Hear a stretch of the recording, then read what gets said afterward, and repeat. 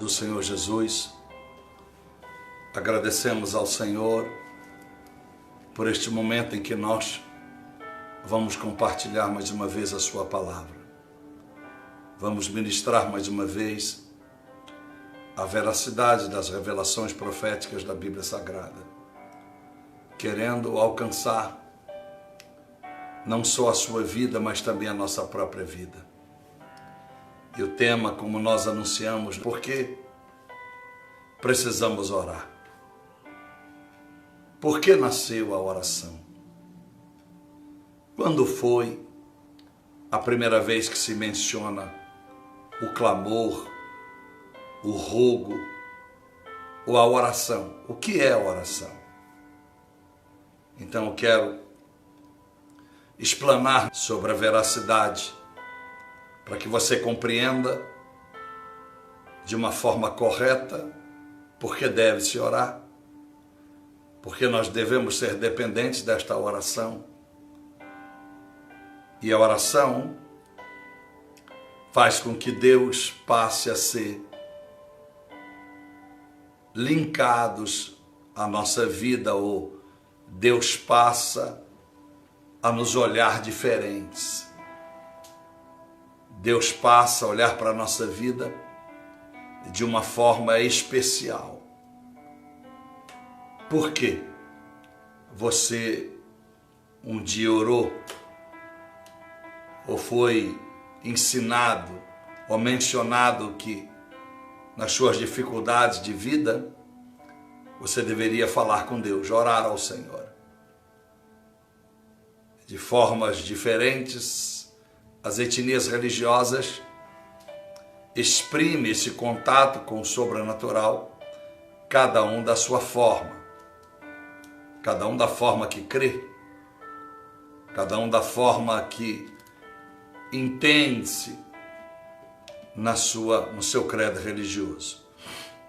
Portanto, nós queremos agradecer mais uma vez a Santíssima Trindade por este tempo de privilégio. Queremos também continuar invocando as pessoas para que possam, ao se sentir abençoadas, ao se sentir que este ministério, que esta palavra é útil aos seus corações, possam semear nesta obra, semear de fato e nos ajudar a levar esse evangelho de uma forma mais contundente, de uma forma mais abrangente, de uma forma mais expansiva, não só na nossa nação, mas fora dela, ajudando ao desfavorecido, ao desvalido, ao necessitado, aquele que está na linha da miséria, não só material, mas na linha da miséria espiritual, porque não sabe para onde ir, não sabe o que ouvir, o que guardar no seu coração, de tantas coisas que se ouve e não se sabe qual delas é certa. Então eu clamo às pessoas e peço aos que são genuinamente fiéis que semeiem nesta obra e juntos possamos ir adiante. Sem dinheiro não fazemos aquilo que é preciso fazer, porque Deus foi que criou e permitiu que houvesse a moeda para negociação, porque se não fosse de tal maneira, Jesus não teria se preocupado em pagar imposto e dizer a todos que devemos dar a César o que é de César e a Deus o que é de Deus, mostrando ele o esquife, a moeda corrente da sua geração. Então Jesus não se opôs à necessidade de ter dinheiro, até porque quem cuidava das finanças o tesoureiro era Judas, e ele dependia, ou aliás, ele permitia que aquelas mulheres de Lucas 8 honrasse ele com as suas ofertas, com os seus bens. Porque é muito diferente, quero dizer sobre esse Lucas 8, porque uma coisa é eu servir a Deus com as minhas ofertas.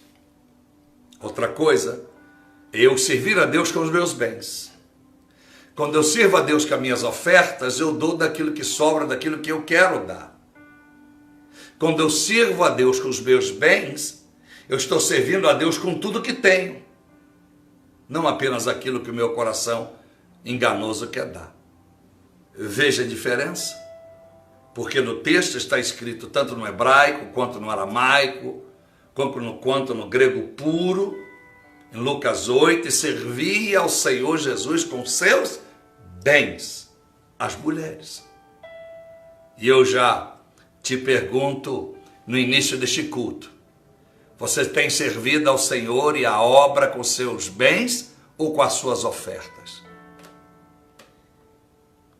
As suas ofertas podem não ser os seus bens, mas se eu sirvo a Deus com os meus bens, elas se tornam ofertas. Aleluias, ofertas de amor.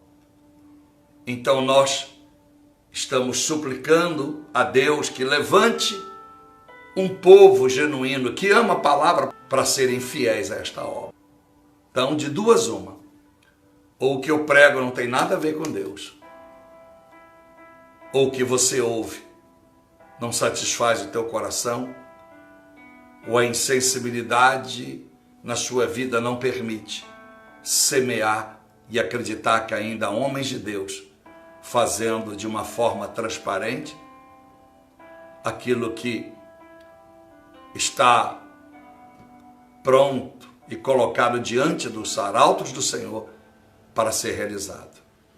Então, se você acredita nisso que eu estou dizendo, é de Deus, com certeza você será um dos semeadores. Se não, você será um dos que, evidentemente, vão deixar de seguir esse ministério, esta palavra, essas lives, porque elas não fazem diferença na sua vida. Elas não fazem diferença no seu chamado. Então, e eu concordarei contigo, não vale a pena me ouvir. Então, meus amados irmãos, nós queremos ler um texto bíblico para mencionar em Provérbios, do capítulo 5, versículo de número 8, que diz: o sacrifício dos ímpios é abominável ao Senhor, mas a oração dos retos ou dos justos é o seu contentamento. Bom, esse versículo, esse provérbio, ele está dizendo tudo que alguém sacrifica em prol da religião, em prol da fé, em prol de buscar um êxito, de buscar algo que tanto precisa e por isso faz um sacrifício a Deus ou à religião, uns andando quilômetros a pé, outros carregando imagens sobre seus ombros, outro dando tudo que tem financeiramente, como está em 1 Coríntios 13, 1 e 2, um dando a sua própria vida em mártiro por alguém ou por uma causa. Todo sacrifício que eu faço para Deus, sem uma vida pautada nas Escrituras Sagradas, sem uma vida santificada, sem uma vida com temor, tudo que eu deposito a Deus é abominável. O que é abominável? Deus rejeita, é impuro, é uma afronta a Ele. Ele vomita, como está em Apocalipse 3,17. Estou prestes a vomitar-te. E a gente sempre diz, a gente só vomita aquilo que um dia ou uma hora ingeriu. Senão, só vai sair água de dentro de você, porque você não comeu nada, porque vai vomitar. Então, o sacrifício do tolo é abominável a Deus. Mas a oração do justo, daquele que é reto, daquele que cumpre a palavra de Deus, é aquilo que alegra, é o contentamento do Senhor, é a alegria de Deus. Quantas orações são feitas e que na verdade alegra o coração de Deus? Ou quantas na verdade, ao serem entoadas, elas entristecem o coração de Deus? elas aborrecem o coração de Deus. A sua oração, qual certeza você tem de que a sua oração tem agradado a Deus, tem alegrado o coração de Deus? Qual a certeza que você tem que as suas orações têm entristecido a Deus? Por isso que nós acreditamos linkar sempre toda a Bíblia, Neemias 8:10, a alegria do Senhor é a nossa força. Então, se nós estamos orando e agradando ao Senhor, não só nos sentiremos fortalecidos, mas também sentiremos abençoados, porque Ele vai responder a nossa oração. Louvado seja o nome do Senhor Jesus. Eu tenho dito sempre para as pessoas, muitas não entendem, as pessoas querem discernir as coisas espirituais de forma carnal ou filosófica. Eu sempre tenho dito, nas igrejas ou fora delas, que servir ao Senhor é um ato de fé. Servir ao Senhor é um ato de extremo compromisso. Servir ao Senhor é um ato de plena renúncia da vida. Servir ao Senhor é um ato de extrema obediência. Servir ao Senhor é a entrega total do que você é e do que você tem. E eu sei que não é fácil para muitas pessoas entender isso, porque elas querem entender isso de forma carnal. Às vezes não fazem por extrema maldade, mas fazem por uma teimosia de ignorância. Falta do conhecimento, querem impor sobre o surreal, o sobrenatural, o seu conhecimento. Então eu sempre, às vezes, oro dizendo, e sempre digo isso, se Deus quiser, eu vou chegar onde estou indo viajar, eu vou voltar de onde vim, da onde parti. Sempre digo que a morte para mim é lucro. Sempre digo que o desejo de estar com o Senhor é meu maior sonho. E esse deve ser o meu maior sonho, por quê? Só para as pessoas que ficam, pastor, não fala mais em morte, não fala que você quer morrer, porque isso é muito importante para nós, etc e tal. A verdade tem que ser dita.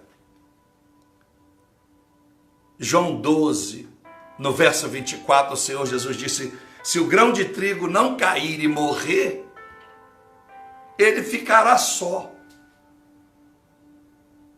Mas se ele cair e morrer, ele produz fruto. Estava falando de si mesmo, Jesus. O que quer dizer isso? Se Jesus não vá para a cruz, não cai naquela cruz, cair quer dizer, não aceita aquela humilhação, só ele estaria salvo, só ele. Mas porque ele desejou morrer, a sua semente, que é o seu amor a si mesmo, produziu frutos. É isso que quer dizer João 12, 24. Mateus 16, verso 21, desculpa, ele começou a dizer sobre a sua morte, que ele deveria morrer. E Pedro quer repreender Jesus e ele é exortado. E ele se assusta quando Jesus diz na cara dele que o demônio está sobre ele. Afasta de mim, Satanás. O que quer dizer isso? Satanás estava plenamente dominando Pedro. Pedro já não dominava mais a si mesmo. Imagine que no mesmo tempo em que ele declara que Jesus era o Filho de Deus e que Jesus o abençoa dizendo que a revelação veio do Pai, não de sangue nem da carne, Instantes depois, agora, o Satanás entra em Pedro. E Jesus, em vez de exortar Pedro, exorta Satanás. Ele está dizendo, afasta de mim, Satanás. Porque Pedro está inutilizado. É como se o demônio incorporasse em Pedro. E Jesus sabia que não era mais Pedro, era o Satanás falando na boca dele.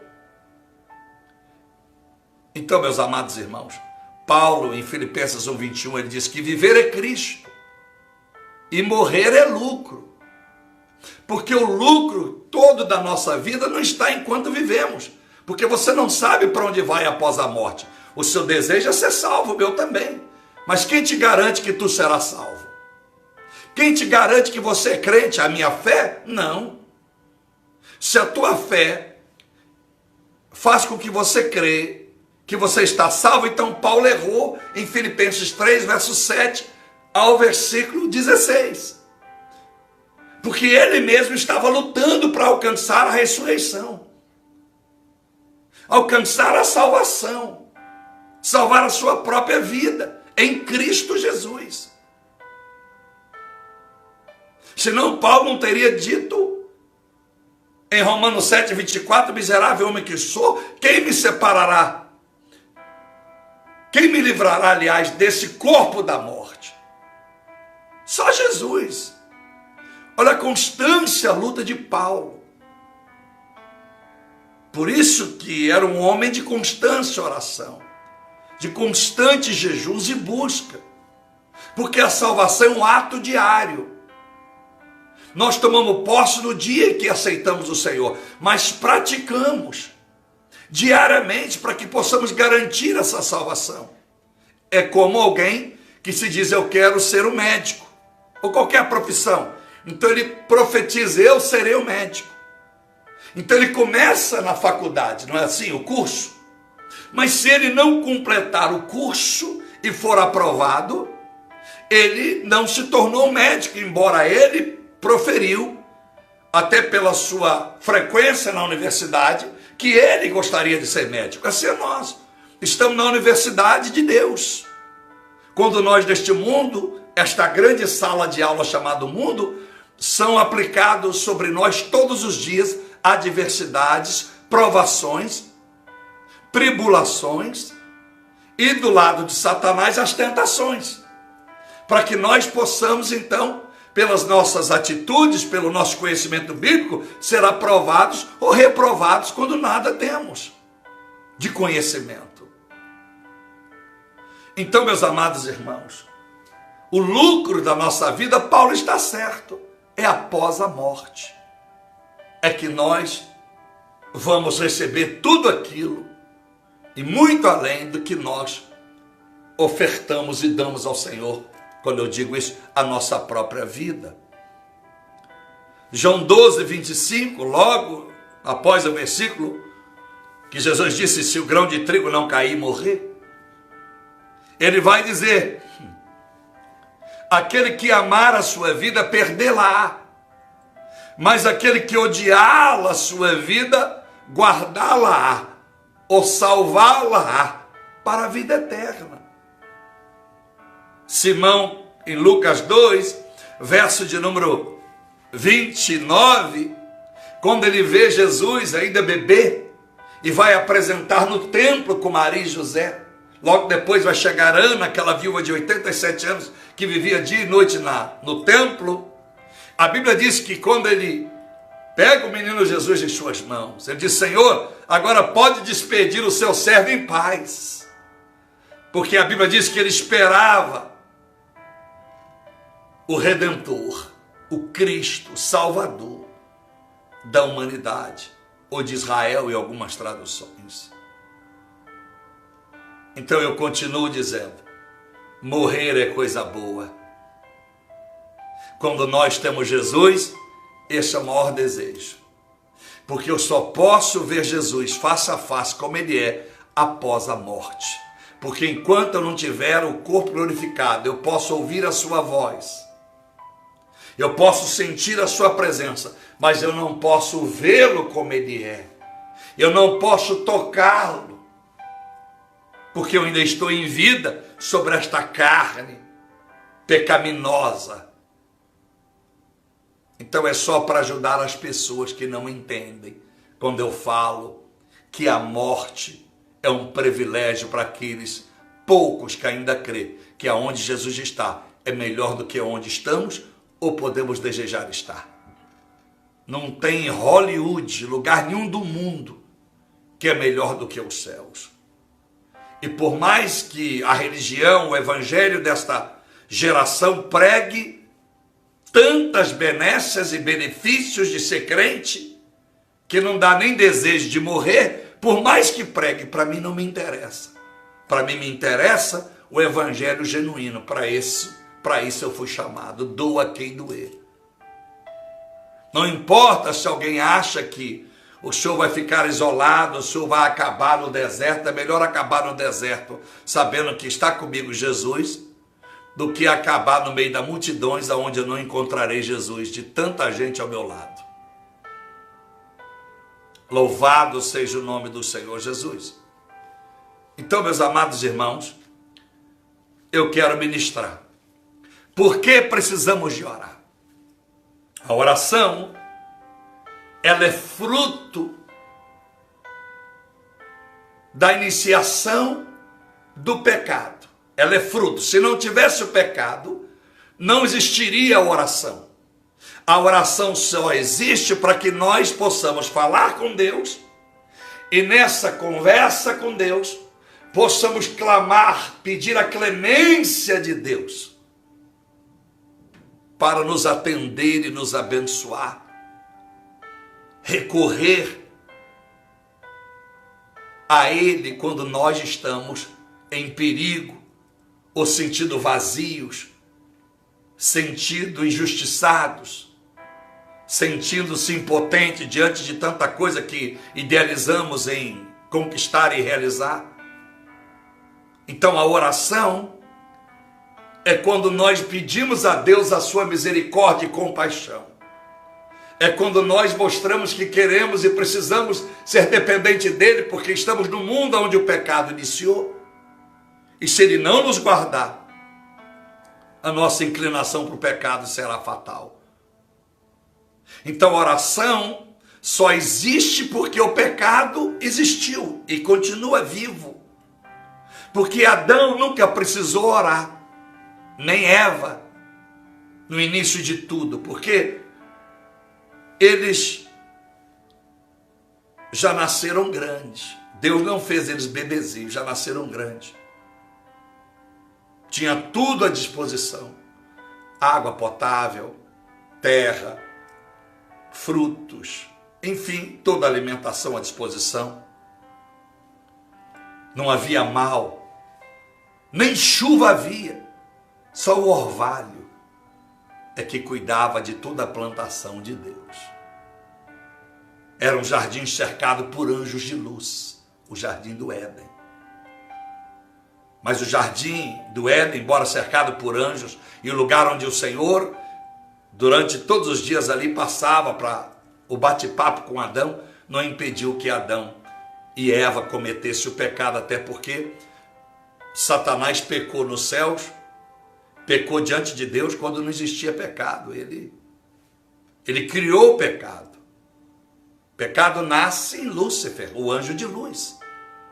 Então a presença de Deus ou de anjos na minha casa ou na sua, a sua presença dentro de uma igreja de pedra, dentro de um coral, pregando o evangelho, no círculo de oração, no meio das pessoas intituladas os santarrões da igreja, não pode dar a você imunidade para que você diga, eu nunca pequei, não vou pecar e aqui eu estou guardado. Não. Satanás anda em nosso derredor o tempo todo. 1 Pedro capítulo 5, verso 8 adiante, o tempo todo, procurando a quem possa tragar e destruir.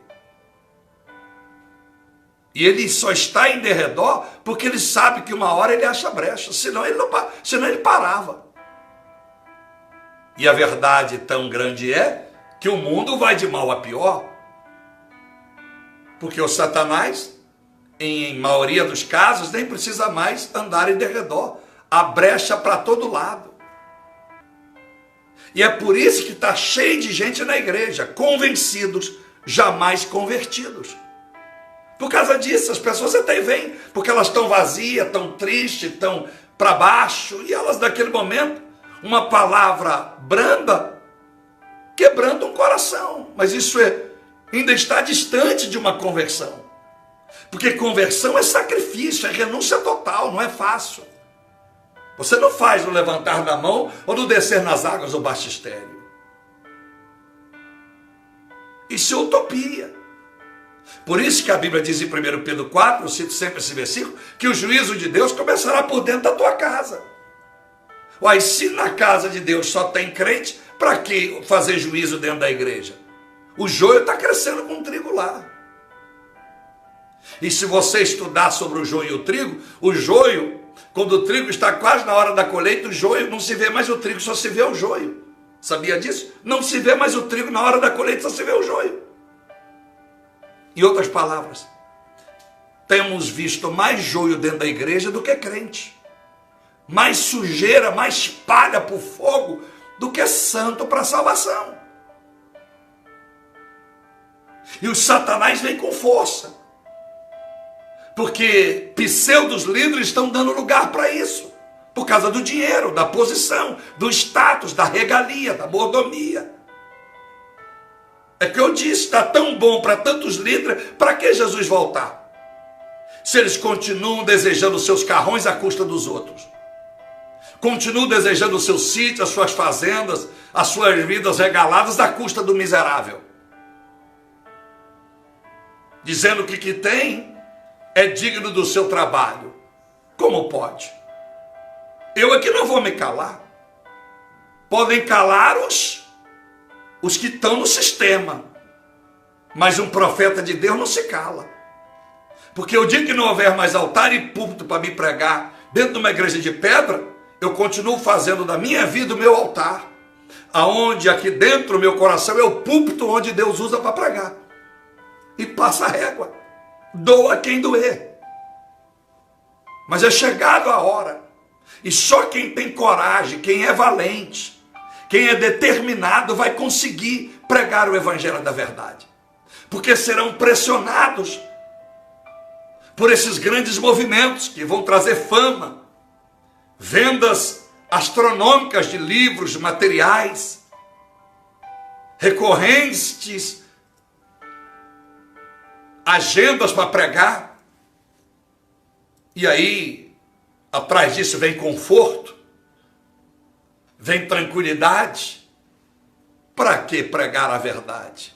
Se mesmo pregando a pseudo-verdade, a mentira aparentemente verdade, dá tudo aquilo que a pessoa nem nunca sonhou em ter. Para que pregar a verdade?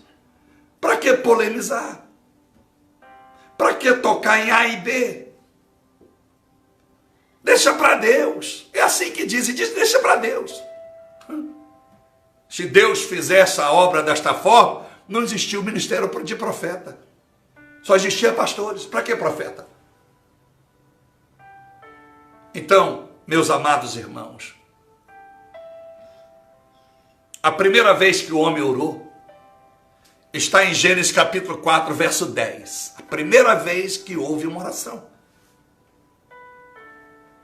foi quando o Senhor disse para Caim que a voz de Abel soa lá da morte, pedindo justiça, a oração da justiça. A voz dele ecoa nos céus. Aleluia. A alma de Abel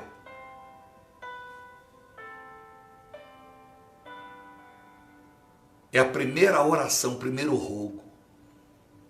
Logo após o pecado, Adão já tinha pecado, Eva, agora Caim. E aí no capítulo mesmo 4, verso 26, vem então a primeira vez que se diz Enos. Quando nasce Enos, então é a primeira geração que começam a invocar a Deus. Então agora estão invocando a Deus, pedindo a misericórdia. Então agora invocando, clamando a sua presença. Por quê? Porque no verso 26 do capítulo 4, o mundo já está vazio de Deus. as atrocidades, a maldade. E você vai ver sobre a descendência de Caim, como o mundo está mal, como o mundo está destruído, como rapidamente Satanás toma o coração das pessoas. E você sabe, vai chegar no capítulo 5, Deus já está completamente disposto a destruir tudo, e acontece entre o capítulo 6 e 7, quando Noé vai fazer a arca. E no 7 tudo se acaba. Então a oração, ela nasce por causa do pecado. E Eclesiastes 7:20, não tem alguém que tenha passado no mundo e que por mais que tenha feito bem, esse não tenha pecado. Todos pecaram. Completamos com Romanos 3:23, todos pecaram e destituídos foram da glória de Deus, e só por Cristo, Romanos 5:10, somos reconciliados com o Senhor, por causa do teu sangue derramado na cruz. Todos pecaram, até porque, também no capítulo 4 de Mateus, a primeira mensagem de Jesus ao sair do deserto, 40 dias e 40 noites sobre tentação, foi: arrependei-vos. Ele não disse no singular, para A ou para B. Arrependei-vos, era uma palavra mundial. Era uma palavra para toda a humanidade. Por quê? Porque Filipenses 2:4, o desejo de Deus é que todos os homens se salvam. E se todos se devem se salvar, é porque todos são pecadores, e por isso todos devem se arrepender. João 3,16, ele entregou seu único filho unigênito para que todo aquele que cresce nele não tivesse a vida perecendo, mas pudessem ser salvos. Ao crer nele não é crer que Jesus é filho de Deus, que Jesus é Jesus, é crer em Jesus. Eu só posso dizer que creio em Jesus se eu ando na palavra. Se eu não ando na palavra, eu creio apenas de lábios. Mateus 13, adora com lábios, mas não com coração. Coração é o sentimento, é a vida num todo, é o reflexo da alma. Então a oração, meus amados irmãos, ela é necessária, ela é importante, porque fora do pecado, repito, Adão nunca precisou orar, porque Deus voluntariamente passeava pelo jardim a conversar com Adão, a ter uma comunhão com ele, a sua esposa, Eva.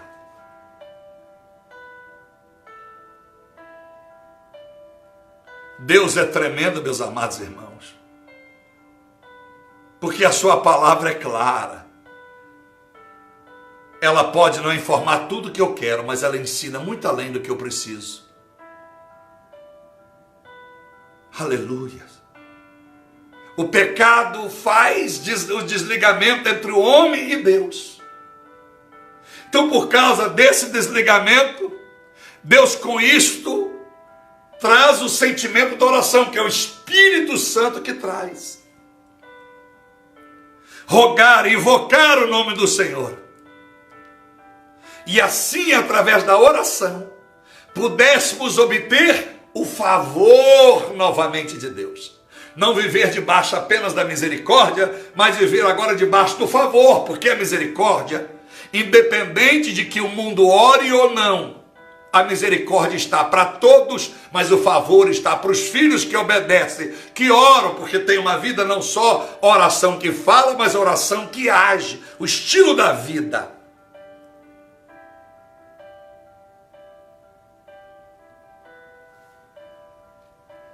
Nós já ensinamos isso.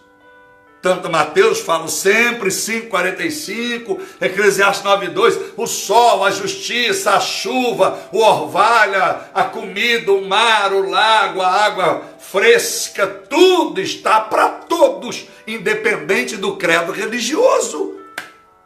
Não importa se a religião é radical que mata os islâmicos do Talibã, eles continuam vivos. Aqueles que não morreram ainda estão comendo, dormindo e fazendo planos, que ainda ao matar pessoas, tem um paraíso esperando com 7 virgens.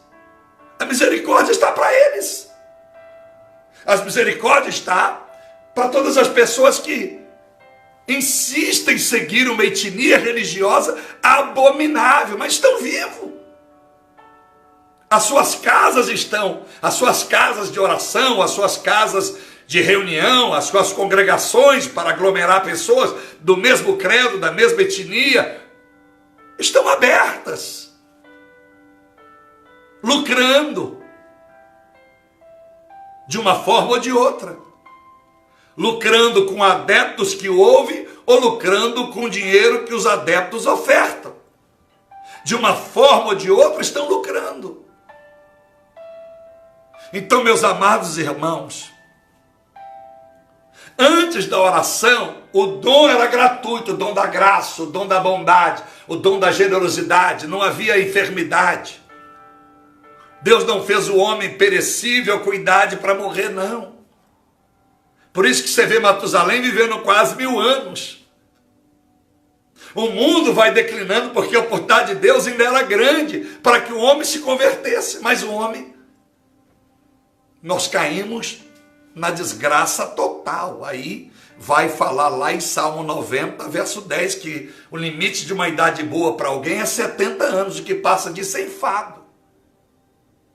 Pastor, mas na medicina o cara vive com 100, tem o japonês mais antigo do mundo, tem 112 anos. Mas será que ele vive com a mesma qualidade de vida quando ele tinha 60 ou 70? Lógico que não. O enfado não quer dizer o cansaço ou uma vida enferma, é que não há mais produtividade. É como se a pessoa já tivesse vivido tudo e nada para Deus há lá de produzir. Porque se nós produzíssemos desde quando me damos por gente, até a data de morrer, não importasse ela, aleluias. Mas quando se chega a determinada idade e insiste em querer viver mais e mais, é por seu bel prazer. É para constituir os seus próprios sonhos em realidades, apenas isso. Então, meus amados irmãos, Jesus revela em Mateus 6, 31 adiante, que antes de pedirmos a Deus alguma coisa, Ele já sabe. Mas se Ele já sabe, então para que orar? Oração é busca da comunhão. Oração é dizer, Deus, eu preciso ouvir a Tua voz. Eu preciso expressar ao Senhor os meus sentimentos. Eu preciso dizer ao Senhor o que eu creio, o que eu estou aprendendo. Eu preciso abrir meu coração. Porque esse mundo, meu Senhor, quer me tragar. As angústias, as aflições, como diz o teu filho João 16:33. Eu quero falar com o Senhor, eu preciso falar. Porque quando eu falo com pessoas, por mais que me amem e eu as ame, não é a mesma coisa quando eu falo com o Senhor. Quando eu falo com o Senhor, eu sinto um peso saindo de mim. Eu sinto virtude, meu Deus, nas palavras que chegam ao teu coração. Então a oração nasceu por causa do pecado, para que nós pudéssemos linkar a nossa vida ao Senhor, voltar a viver uma vida de bênção, e não ter mais a misericórdia apenas, a misericórdia, o favor, a graça, e receber de Deus as promessas. Porque se rendermos ao Senhor, Ele prometeu prosperidade, saúde, livrarmos das misérias, das doenças, das pestes, não foi? Deuteronômio 7, 11 a 15. Não foi Salmo 112, 1 ao 3, prosperidade. Não foi muitas bênçãos, Provérbio 28, 20. Não foi a multiplicação de toda a semente, segundo Coríntios 9, verso 10 e 11. Não foi o que Deus prometeu. Vida e abundante, João 10, 10. Não foi o que Ele prometeu. As bênçãos nos seguindo por onde formos, Deuteronômio 28, 3. Emprestar a muito e jamais tomar emprestado, Deuteronômio 28, verso 9 adiante. Prosperar em tudo que nós colocarmos a nossa mão.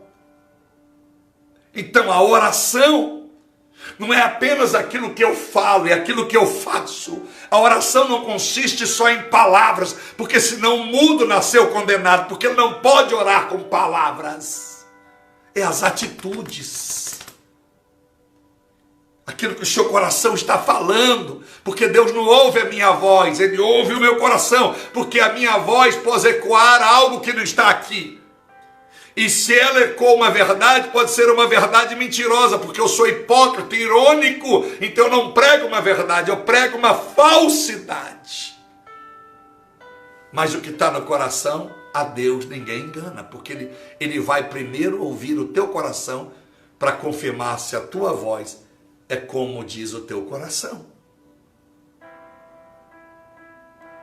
Então, meus amados irmãos, por isso que Jesus disse em João 15:7, se eu permanecer em Cristo e as suas palavras em mim, tudo que eu pedir a Ele será feito. Então, por que a maioria sofre? É tão difícil pregar o evangelho da verdade? Porque o pastor fez da igreja dele uma organização, uma empresa, e se disputa quantas pessoas tem lá dentro. E as pessoas estão tão cegas que muitas dizem que o prazer delas é estar na igreja, de pedra. Quando na verdade o primeiro prazer era se tornar igreja. Porque não ficará pedra sobre pedra. Vá à igreja, mas sem deixar de ser uma verdadeira igreja. Porque o dia que alguém te contrariar na igreja de pedra, a sua igreja continua de pé. Porque Jesus habita dentro do ser humano e não em igrejas feitas por mãos de homens. Aleluia. A oração existe. E nós precisamos dela, porque ela é a reconciliação entre a voz de Deus e os meus ouvidos. Entre a minha voz e os ouvidos de Deus. Isaías 59. Os ouvidos dele não estão tapados, mas a nossa iniquidade faz com que ele não responda como nós precisamos. É o que eu disse, meus amados irmãos, no começo. Esse mundo está servindo a Deus com as suas ofertas ou com seus bens. Em Atos 2, sem que os discípulos precisassem dizer, só o arrependimento, desculpa, começaram no verso de número 30 adiante. O povo começa a ouvir a palavra, se converter, também Atos capítulo de número 4, verso 36 adiante, o povo começa a vender tudo e depositar aos pés deles. Não servia a Deus com as suas ofertas, não, é com os seus bens, está escrito de novo em Atos 2 e 4. E eu posso dizer isso, contraria alguém? 99% serve a Deus com as suas ofertas. É assim, meu irmão. Porque os dízimos que se dão nas igrejas são efímeros diante dos bens que se conquista com o salário que se ganha. É como se eu doasse 1.000 de dízimo na igreja, mas gastasse 10 mil na minha viagem com a minha esposa, com meu filho. Hello! As pessoas estão vivendo uma neurose espiritual por falta da verdade, com as suas mas raras exceções. Porque se conhece um grande pastor pelo número de pessoas que tem na igreja. Se criam. Satanás trouxe isso para dentro do coração dos pseudos pastores. Quantos membros o senhor tem? Quantas horas o senhor tem de TV? Quando isso não tem nada a ver. Porque se isso fosse a prova de que esse é um grande pastor de Deus, Jesus teria que ter vindo na era da Globo, da CNN, da Broadcaster, da TBN na América. Jesus teria que ter vindo nessa geração para construir um mega estádio e fazer a sua igreja para milhões de pessoas ou 100 mil pessoas em cada cidade. Mas ele veio. O seu automóvel era um jumento. A sua voz era dos discípulos desviados. O seu dinheiro ficava na bolsa do ladrão, Judas. O seu púlpito era o deserto. O seu banco mais confortável era sentar no meio da areia ou das montanhas cheias de mato. o seu lugar de descanso, um barquinho de pau. A sua mansão não era num mega bairro, era em Cafarnaum, num lugar simples, numa casinha pequena, tão despreparada que qualquer 4 homens destelhou para descer um aleijado por ela, pelo telhado. Mas por causa dessa desgraça do diabo, então se julga um pastor pelo número de igrejas que tem, pelo tamanho da sua fortuna, por milhares de livros que possa ter vendido. Nem sempre os milhares de livros que se vende um escritor se reflete o maior livro da vida, que ele ainda não comprou a ideia, a própria Bíblia Sagrada. A oração foi tão necessária que Jesus foi o homem que mais orou. Orou por si? Não, orou para nós. Porque ele nasceu santo e morreu santo, pecado algum cometeu. Pecado algum cometeu. Jesus não orava para não cometer pecado, ele orava para que nós entendêssemos o poder do pecado em nos destruir e levar para o inferno. Ele orou muito para que nós obtivéssemos a misericórdia e o favor de Deus. Por isso na cruz ele disse: Pai, eles não sabem o que fazem. Seus últimos segundos de vida. Já tinha orado muito, parece que a oração de Jesus não tinha feito efeito algum. Porque todos os abandonam. Em Mateus 26, 50 diante, todos abandonam Jesus na hora que ele é preso. Todos abandonam. Não tem Maria, não tem irmão, não tem irmã, não tem Pedro. Vai todo mundo correr. Fugiram. Fugiram. Você imagina, eu e você que nunca vimos ele. Será que nós estamos fugindo, usando a religião como fuga?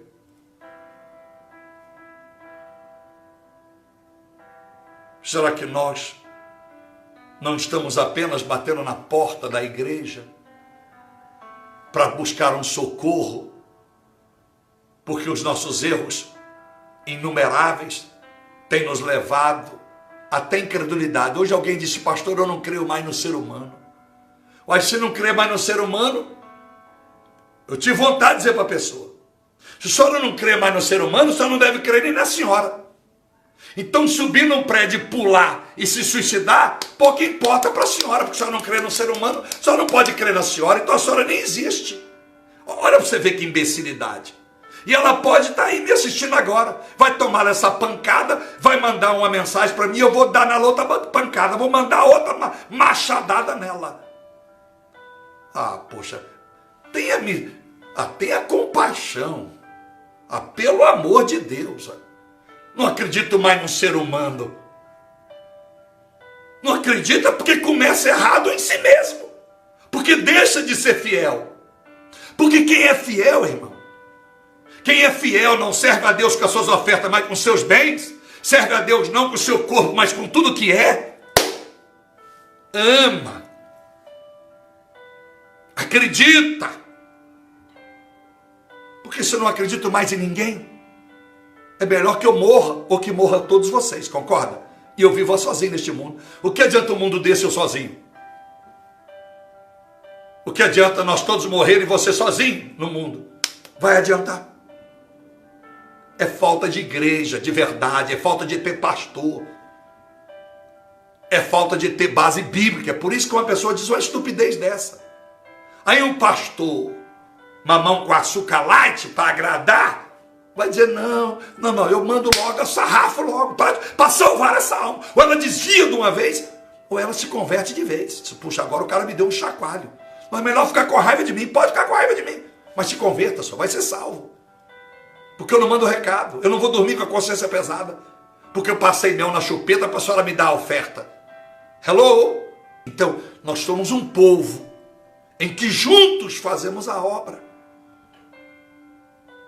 Por mais que eu desacredite da fidelidade das pessoas, mas eu sei que tem gente boa. Eu sei que tem vidas fiel. Eu sei que tem pessoas de caráter ainda. Então, meus amados irmãos, a oração, já estou terminando. A oração é necessária para que você esteja em comunhão com Deus e mostre que você depende dele. Quando você para de orar e fica pedindo os outros para orar por você, você passa a ser dependente do homem, não de Deus. E Deus quer que você dependa dele. Eu posso orar por você, se você quiser orar por mim até hora, mas eu até agradeço. Eu até agradeço. Não é arrogância, não. Muito obrigado. Não perca tempo orar por mim, não. Muito obrigado. Seja fiel a Deus, tá? Eu continuo acreditando que eu e Deus somos a maioria. É o que eu quero que você creia. Para que você nunca desacredite e diga, não acredito mais em ninguém. É melhor que você tenha essa aliança direta com Deus, assim como eu tenho. Alguém me chama de durão, o forte, lógico, porque ninguém me fez chorando nas esquinas, pedindo misericórdia de homem. Então, meus amados irmãos, você quer que Deus te abençoe? Continue orando. Por isso que 8,14, Jesus orou e continua intercedendo por você. Está em Romanos 8,14. Ele intercede por sua vida e botou o Espírito Santo para interceder dentro de você, para te convencer, para você parar de pecar. Por isso que ele intercede por gemidos inexprimíveis. Já expliquei, para que nós paremos de pecar. Ele fica gemendo aqui dentro. Para. O caminho não é esse. Aleluia. Aleluia. Que Deus faça surgir nesta noite homens com o espírito de Daniel capítulo 6, verso 10 e 11. Um dos últimos oradores, um dos poucos homens que oravam sistematicamente, 3 vezes ao dia, ajoelhado e clamando ao Senhor, diz o texto. Que Deus levanta o espírito de homens como Cornélio em Atos 10, verso 1 adiante. 3 vezes ao dia também orava junto à sua família. E quando tem a oportunidade de chegar até Jesus, ouvir a palavra, através de Pedro, não vai só ele leva a família e todos os amigos, e todos são batizados pelo e com o Espírito Santo. No verso 41 adiante, de Atos 10. Que Deus levante mulheres com o espírito de Esther, que orou por 3 dias e 3 noites jejuando, para que houvesse justiça e o povo judeu não viesse a morrer injustiçado. Que Deus levante uma geração que tem prazer na oração. Salmo de número 88, verso 2. Disse os filhos de Coré, o salmista, eles disseram, chegue a minha oração perante a tua face. Olha que Deus vai te revelar. Chegue a minha oração perante a tua face. O que é face? Minha face, meu rosto. Sabe o que ele estava dizendo, o salmista? Através do Espírito Santo. Chegue a minha oração diante da sua presença. Quer estar perto da face do Pablo? Você tem que estar mais próximo de mim. Eu quero estar perto da sua face. Eu tenho que estar mais próximo de você. Chega a minha oração diante da sua face, é que a minha oração me leve mais próximo da sua presença. Aleluia, aleluia. Oh meu Deus e meu Pai, quer que a sua oração seja ouvida? Quer sentir arrepio, a presença do Senhor? Comece a clamar, meu Senhor, que a minha oração chegue diante da sua face. O Espírito Santo é que vai te conduzir à presença do Senhor. Porque se Deus não vir aonde você orar, Ele vai te levar aonde Ele está. Nunca esqueça, há homens que trouxeram Deus à terra, Moisés. Mas há homens que provocaram Deus levar eles lá onde Ele estava, apóstolo Paulo. Que diferença! Eu trazer Deus aqui ou Deus me levar lá? Porque Deus é soberano e é santo. Então ele botar o pé aqui, não muda o seu estado. Agora o mais difícil é eu provocar Deus me tirar daqui e fazer como fez com Paulo e me levar lá. Porque lá só sobrevive pela misericórdia, porque o lugar é glória. E a glória mata. Moisés quis ver a glória de Deus. Deus disse: ninguém pode ver a minha face e sobreviver. Êxodo 33. Então, Espírito Santo, se Deus não vier aonde você estiver orando, Ele vai te levar lá. Aleluia. O poder da oração. Para que você entenda Tiago, capítulo 5, 16, a oração do justo muito pode em sua eficácia. E como eu sou justo, pastor, sendo obediente, sendo servo, sendo humilde, vivendo o evangelho como ele é. Aleluia. Acreditar em Romanos 5,10, você precisa se reconciliar com Deus de fato. Tenha comunhão na igreja que você congrega, aleluia. Mas cuidado, que a comunhão da igreja não te aprova ter comunhão com Deus. Tenha comunhão com Deus primeiro, para depois ter comunhão na igreja que você congrega. Romanos 8, 26 e 27. Deixa o Espírito Santo te encher e te ensinar a orar. Aleluia. Viva 1 João 5, 13, 14. Se você vive essa comunhão e entende o poder da oração, então tudo que você pedir será de acordo com a vontade de Deus, Ele vai te dar. Mas porque Efésios 5, 17, para conhecer a vontade de Deus, verso 18, eu tenho que ser cheio do Espírito Santo. Então se eu sou cheio do Espírito Santo, a minha oração é correta, eu vou orar e Ele vai atender. Se Ele não atender, porque eu estou orando errado, Ele vai me mostrar qual é o caminho que eu devo seguir. Salmo 116, 12. A oração tem que ter gratidão. Davi disse: o que darei ao Senhor pelas suas benevolências? A oração tem que ter justiça, fidelidade, reconciliação, que é uma amizade plena com o Senhor. Tem que ser movida pelo Espírito Santo. Tem que ter propósitos reais, por causa de João, que eu li agora, 1 João 5, 13, 14. E tem que ter gratidão. Aleluia. E termino dizendo para você duas coisas tremendas que pode marcar a sua vida daqui para frente. Salmo 88, 2, já falei, que a minha oração chegue perante a tua face. Quero estar mais próximo de ti. Davi no Salmo 109, verso 4, disse: sou um homem de oração. Você é uma mulher de oração de fato? O senhor é um homem de oração? Nós somos de oração ou nós somos de uma reza? Ou nós resumimos oração porque nós paramos para ficar pedindo a Deus dar isso, dar aquilo e dar aquilo outro?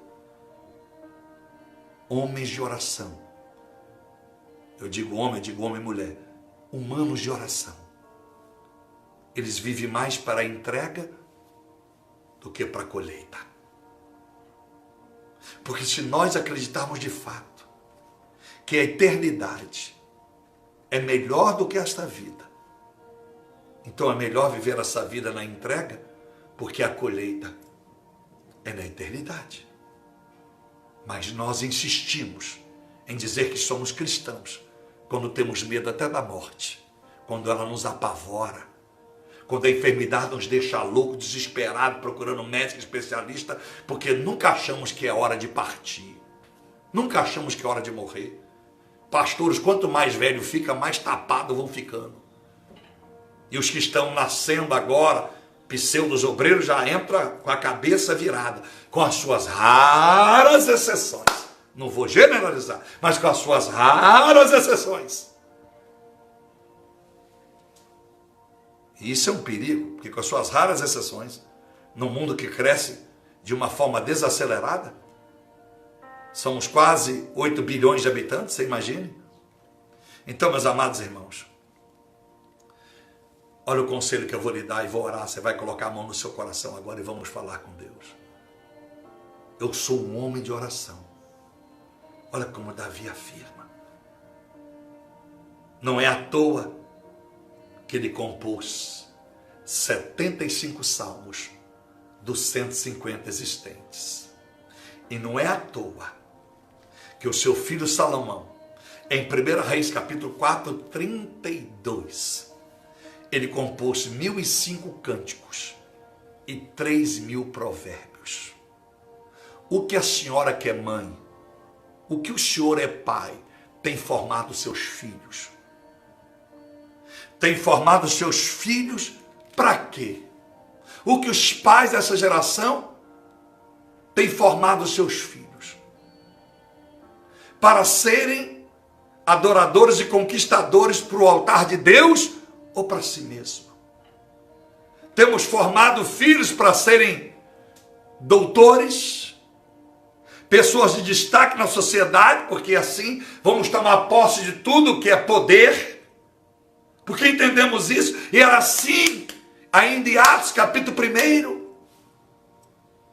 Pedro e os discípulos estão preocupados. Jesus, quando vai se cumprir? Quando o senhor vai ser rei? Quando o senhor vai mandar? Quando o papai vai mandar? Ô Pedro, ô discípulo, não é assunto seus, não interessa a vocês, tá?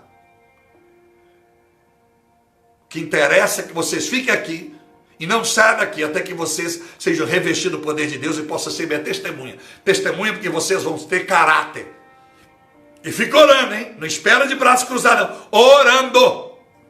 Aí vai ver, no verso 14, todos orando. Inclusive agora a mãe de Jesus e as irmãs, e os irmãos se convertem. Inclusive Tiago e Judas, que não é o Iscariotes, que escreve as duas epístolas que está quase no final da Bíblia.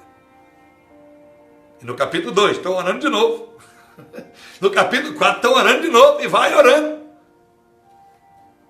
Aleluia. Posso orar pela sua vida? Você aceita a oração deste pequeno profeta? Deste pequeno servo? Pequeno servo. Que eu tenha sido bênção na sua vida. Que você tenha acreditado que Deus me usou para ser um canal de bênção sobre a sua vida. E se isso é bênção, copia essa mensagem e distribua nas suas redes sociais. Distribua. Não é para trazer fama, fã-clube para o Pablo, que eu não preciso e não quero e não posso, porque o dia que eu focar nisso aí eu perdi a graça. Porque eu não posso esquecer de João 3,30, eu diminuo e ele cresça. E João não disse apenas que eu diminua, é necessário. Então, Senhor meu Deus e nosso Pai, eu agradeço ao Senhor por mais esse privilégio, essa oportunidade, meu Deus, de estarmos aqui, meu Pai, para cultuar o Teu nome. Obrigado por ter nos dado essa revelação sobre a oração. A oração que Tu ouve, a oração eficaz, o motivo por que ela existiu e quando existiu. E enquanto existe mundo, existe pecado, enquanto existe pecado, nunca será desnecessário orar. É necessário orar sem cessar, vigiar e orar. Como disse Paulo em 1 Tessalonicenses 5,17, orai sem cessar, para que o Espírito Santo não saia da nossa vida, verso 19. Meu Deus e meu Pai, tenha misericórdia do Brasil, pedindo pelos países que estão vivendo aflições e crises, países do continente africano que vivem por causa da corrupção e das ditaduras empregadas pelos seus governos e líderes maiorais em suas nações, como ainda em Cuba, como em Venezuela, vários países da África, uma miséria terrível quando o terreno é rico em mineral e vegetal, quando a terra é rica em água potável, as praias mais lindas que eu já vi na minha vida, eu nunca entrei, mas vi, indo de Maputo para Zavala, 500 quilômetros, água azul, que a gente perde de vista, quando de longe enxerga aquela água azul, parece uma piscina feita por mãos de homens. Como pode um país daquele ser tão miserável, tem gente tão pobre, tão desgraçada, com tanta gente, criança com HIV, por causa da corrupção. E nós oramos e pedimos mais uma vez e vamos continuar. Tenha misericórdia das nações, tenha misericórdia da ONU, que se preocupa tanto com política, que preocupa tanto com o socialismo e esquece o humanismo. Tenha misericórdia da ONU, tenha misericórdia da OMS, tenha misericórdia dos presidentes como da América, de Israel, da Inglaterra, porque muitos estão tão preocupados com seus tronos que esquece os coxos que andam a grande maioria da população em países abaixo da miséria. Ajude, meu Deus, o Brasil, porque são poucos que choram comigo, que agonizam comigo, que lutam nesta obra. Mas eu creio que nesta oração que eu estou fazendo, há de nascer hoje homens e mulheres de oração, porque a oração vai transformá-los, a oração vai quebrantá-los, a oração vai atrair o Espírito Santo, que vai ensiná-los numa dimensão de orar diferente daquelas que rotineiramente estavam orando até aqui. E aí, meu Deus, é o que o seu Espírito diz. Se o Espírito Santo não nos fazer sentir a presença de Deus onde estamos orando, Ele fará Deus sentir a nossa presença onde Ele sempre esteve, no trono da glória.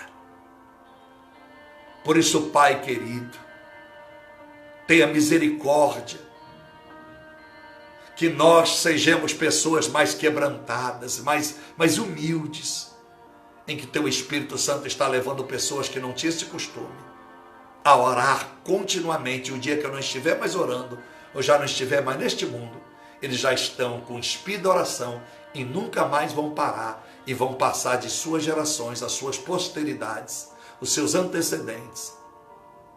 Meu Deus, vão receber esse poder nas suas vidas. É o nome do Senhor. Que a posteridade, toda descendência, não antecedente, meu Senhor. Que os antecedentes já passaram.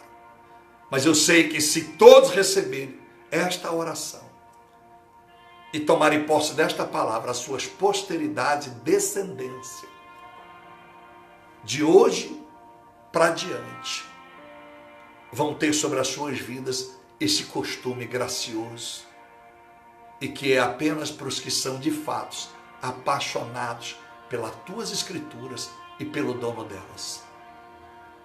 Meu Deus e meu Pai, não há nada que o Senhor não possa ter anotado no caderno aí celestial, nas crônicas divinas, que eu não tenha dito que essas pessoas vão ficar à mercê da sorte. Não. Todos os problemas que nós estamos vivendo, em todas as esferas, eu e eles, agora, o Senhor já recebeu no teu trono. E aí, antes de pedir, disse Jesus, o Senhor já sabe e vai atender se nós buscarmos o teu reino. Então, que a oração seja conhecida por todos, é para buscar comunhão, para buscar o favor, o livramento da condenação eterna.